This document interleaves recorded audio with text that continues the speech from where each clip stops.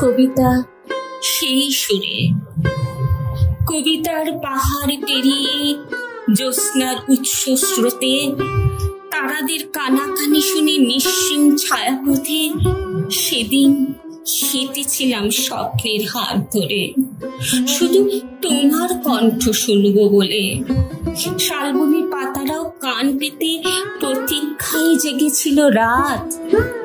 তমিশ্রা রজনী চলেছিল অভিসারে, সূর্যের আকর্ষণে ভোরের শিশির মেখে লাজপতি হয়ে।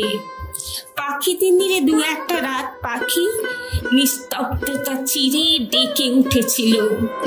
জ্যোৎস্নায় ভেসে গিয়েছিল বিস্তীর্ণ চরাচর।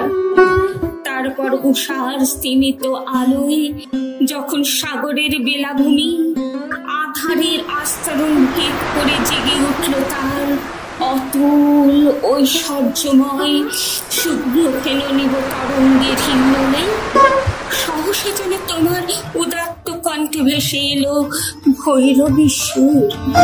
দিগন্তে তখন দিগবালিকারা নবীন উষালোকে অভিসারিকার বেশি রক্তিম। তুমি এলে আমার স্বপ্নের কুঠির প্রান্তে, তোমার সুরে সুর মিলিয়ে গিয়ে উঠল দোয়েল পাপিয়া।